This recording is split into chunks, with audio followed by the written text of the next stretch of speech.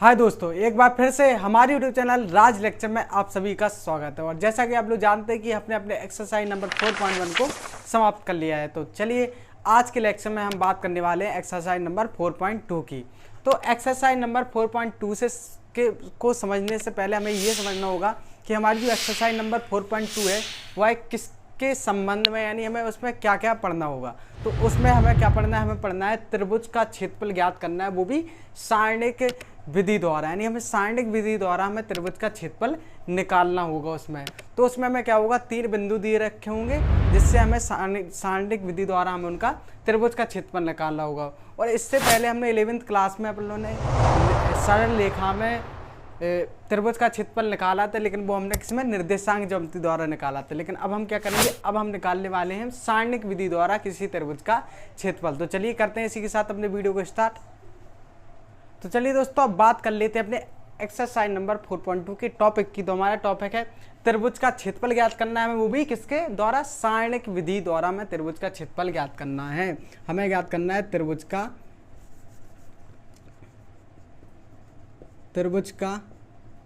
क्षेत्रफल, वो भी किसके द्वारा, सारणिक विधि द्वारा।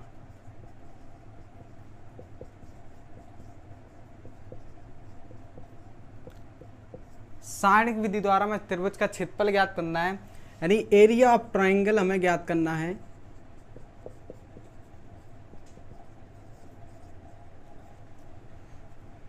सारणिक विधि द्वारा वाई डिटरमिन्स मेथड।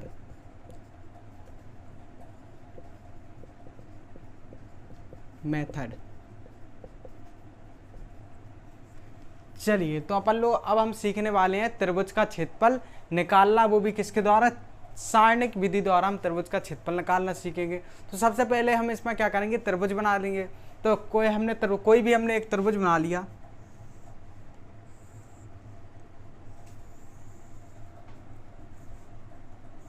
हमने यहाँ पर कोई भी एक त्रिभुज बना लिया, तो इसका नाम है ABC। ये हमारा कौन सा त्रिभुज है, ये त्रिभुज है हमारा ABC। और इस शीर्ष को, ए शीर्ष को हम लिख देते हैं, इसके निर्देशांक कह देते हैं x1/1। और जो हमारी B शीर्ष है उसके निर्देशांक हो जाते हैं x2/2 मान लेते हैं। और जो हमारा C बिंदु है उसके मान लेते हैं x3/3। तो जो हमारा ये वाला है, हमें त्रिभुज दिया है, हमें कोई सा भी त्रिभुज दिया जाए तो हम इसका जो हमारा त्रिभुज का क्षेत्रफल है वो भी सारणिक विधि द्वारा कैसे निकाला जाता है। तो उसका एक फॉर्मूला होता है डेल्टा बराबर होता है 1/2 सारणिक, यानी वो अपना वर्टिकल बॉक्स बनाया। सबसे पहले शीर्ष के निर्देशांक x1/1, फिर दूसरे शीर्ष के निर्देशांक x2/2, और फिर तीसरे शीर्ष के निर्देशांक x3/3।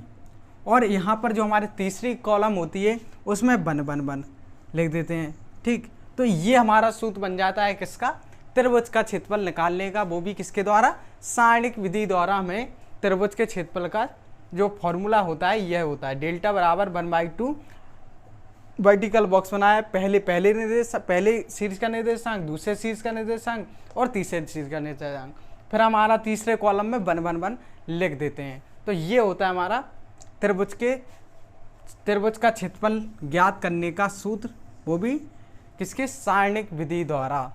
तो चलिए आप लोग समझ गए होंगे, तो एक बार फिर से अपन लोग समझ लेते हैं। तो यहाँ पर हम क्या ज्ञात करें, हमें इस एक्सरसाइज नंबर 4.2 में हमें पढ़ना है किसी त्रिभुज का क्षेत्रफल ज्ञात करना, वो भी किसके द्वारा, सारणिक विधि द्वारा। लेकिन हम तो पढ़ चुके हैं, हमने निर्देशांक ज्यामिति द्वारा पढ़ा है। तो अपनी 11वीं क्लास में सरल रेखा वाले चैप्टर में हमने त्रिभुज का क्षेत्रफल निकालना पढ़ा है, वो भी किसमें, निर्देशांक ज्यामिति द्वारा। लेकिन हम इस वाले जो नहीं सारणिक वाले चैप्टर में हम क्या, त्रिभुज का क्षेत्रफल निकालेंगे, वो भी किसके द्वारा, सारणिक विधि के द्वारा। और इसमें हमने क्या किया, यहाँ पर एक त्रिभुज ले लिया, पहले शीर्ष का यानी A शीर्ष को हमने मान लिया x1/1, दूसरे वाले शीर्ष यानी B वाले शीर्ष को मान लिया हमने x2/2, C वाले शीर्ष को मान लिया x3/3। और ये हमारा फॉर्मूला होता है डेल्टा बराबर 1/2 वर्टिकल बॉक्स में x1/1, पहले वाले शीर्ष का निर्देशांक, दूसरे वाले शीर्ष का निर्देशांक, तीसरे वाले शीर्ष का निर्देशांक, और हमारा जो तीसरी कॉलम होती है उसमें हम 1 1 1 लिख देते हैं। तो ये हो जाता है हमारे त्रिभुज के क्षेत्रफल का सूत्र निकालना, त्रिभुज के क्षेत्रफल निकालने का सूत्र। चलिए अब इसके थोड़ी और 1-2 पॉइंट होते हैं, उसको भी समझ लेते हैं। तो चलिए बात करते हैं, आप इसका स्क्रीनशॉट ले लीजिए। चलिए बात करते हैं आगे अगले महत्वपूर्ण पॉइंट की। चलिए दोस्तों, इसी क्रम में अब पढ़ लेते हैं हम कि त्रिभुज के क्षेत्रफल के इसे यानी एक्सरसाइज नंबर 4.2 में ही हम एक और चीज़ पढ़ने वाले हैं कि हमें मिलेंगे संरेख बिंदुओं से संबंधित कुछ प्रश्न मिलने वाले हैं कि यदि हमें बिंदु दी जाएं और यानी शीर्ष दी जाएं और भी कहते हैं तीनों ही शीर्ष एक दूसरे मतलब संरेख हैं, तो हमारी क्या कंडीशन है, उसमें सूत्र कौन सा लगे। तो चलिए उसकी बात कर लेते हैं। तो कंडीशन आती है यानी स्टार पॉइंट आता है हमारा, यदि दिए गए बिंदु संरेख हैं, क्या है, संरेख हैं, तो हमारा त्रिभुज के क्षेत्र यानी जो हमारा सूत्र होगा वह क्या होगा। तो उसकी बात कर लेते हैं। तो यहाँ पर संरेख शब्द का मतलब है कि तीनों ही बिंदु एक ही रेखा पर स्थित हो। संरेख का मतलब आप लोग पढ़ चुके हैं कि संरेख का मतलब होता है तीनों ही बिंदु, तीनों या दो से अधिक बिंदु,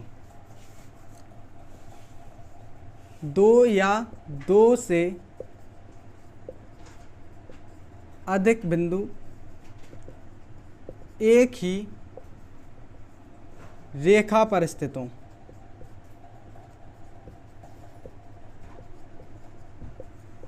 तो हम ऐसे बिंदुओं को क्या कहते हैं, संरेख कहते हैं। संरेखीय बिंदु कहलाते हैं, यानी एक रेखीय बिंदु या संरेखीय बिंदु या संरेख बिंदु कहलाते हैं। तो आप लोगों ने संरेख भी समझ लिया। तो अब कह रहा है कि यदि दिए गए बिंदु कैसे हैं, संरेख। तो आप लोग जानते हैं कि यदि कोई 3 बिंदु हैं वो संरेख हैं यानी एक ही रेखा पर स्थित हैं, तो उन तीनों बिंदुओं द्वारा त्रिभुज का क्षेत्रफल 0 होगा, क्योंकि उन तीनों बिंदु द्वारा त्रिभुज का क्षेत्रफल तो बनेगा ही नहीं। क्योंकि यदि तीनों ही जो जैसे एक हमारी ये सरल रेखा है, एक बिंदु हमारा ये है, एक बिंदु हमारा ये है, एक बिंदु हमारा ये है, तो ये कैसे बिंदु है, संरेख बिंदु, और इनसे त्रिभुज तो बन ही नहीं रहा। तो इसका त्रिभुज का क्षेत्रफल, जब त्रिभुज ही नहीं बन रहा तो त्रिभुज का क्षेत्रफल तो 0 होना ही है। यदि ये बिंदु क्या होते, एक रेखा में नहीं होती। यदि ये वाला बिंदु हमारा ये होता तो हम कह देते ये हमारा कैसा एक त्रिभुज बन रहा, और ये त्रिभुज बन रहा तो हमारे ये संरेखी बिंदु नहीं है। लेकिन हमारी जो कंडीशन कह रही है कि यदि दिए गए बिंदु कैसे संरेख, तो हमें बताना है कंडीशन।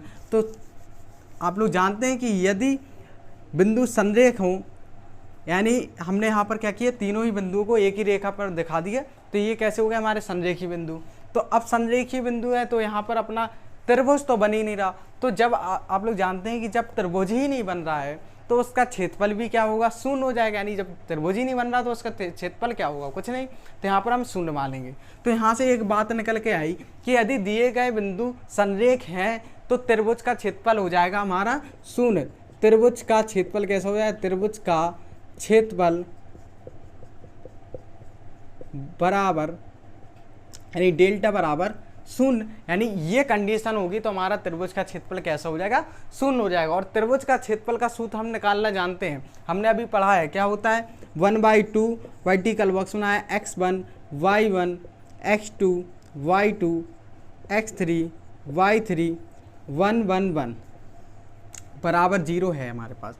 ठीक है, अब क्या होगा, 2 को यहाँ पर यानी 3 का गुणा कराएंगे तो 2 हमारा यहाँ पहुँच जाएगा तो 0 हो जाएगा। तो यहाँ पर जो हमारा यदि यानी इस कंडीशन में हमारा जो वो निकल के आएगा, प्रतिबंध निकल के आएगा, वो आएगा x1 y1 x2 y2 x3 y3 और 1 1 1 बराबर 0। तो हमारा इस कंडीशन में यदि दिए गए बिंदु संरेख हो तो हमें ये वाली कंडीशन का प्रयोग करना है। तो हमने निकाल ली अपनी कंडीशन, ये हमारी कंडीशन होगी जब क्या होंगे, हमारे बिंदु संरेख होंगे। तो ये कंडीशन होगी, यानी हमें क्या है, त्रिभुज का क्षेत्रफल आप लोग याद कर लीजिए, और हमारा ये तो हमें याद हो ही जाएगा। क्या हो जाएगा हमारा सूत्र, क्योंकि यहाँ पर 1/2 हटा देंगे तो यहाँ पर हो जाएगा हमारा कंडीशन बनेगी वर्टिकल बॉक्स बराबर x1 y1 1 x2 y2 1 x3 y3 1 बराबर 0। ये होगी हमारी संरेख बिंदुओं की कंडीशन। चलिए इसी क्रम में अब आगे और एक और महत्वपूर्ण कंडीशन की बात कर लेते हैं। तो आप इसका स्क्रीनशॉट ले लीजिए। चलिए दोस्तों, अब इसी क्रम में अपन लोग बात कर लेते हैं अगले स्टार पॉइंट की। तो हमारा जो अगला स्टार पॉइंट है वो है दो बिंदुओं से होकर जाने वाली रेखा का समीकरण। क्या है? दो बिंदुओं से होकर जाने वाली रेखा का समीकरण।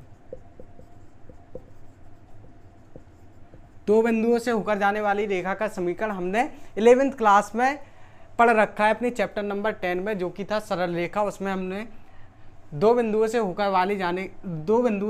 जाने वाली रेखा का समीकरण पढ़ रखा है। लेकिन अब हम किस में पढ़ रहे हैं? अब पढ़ रहे हैं हम सारणिक में। तो सारणिक विधि द्वारा दो बिंदुओं से होकर जाने वाली रेखा का समीकरण किस प्रकार निकालेंगे, तो हम ये चीज़ देखेंगे। सबसे पहले हम बना लेते हैं रेखा। तो यहाँ पर हमने दो बिंदु लिए, कौन कौन से? ए बिंदु लिया, बी बिंदु लिया, और यहाँ पर हमने एक बिंदु पी लिया।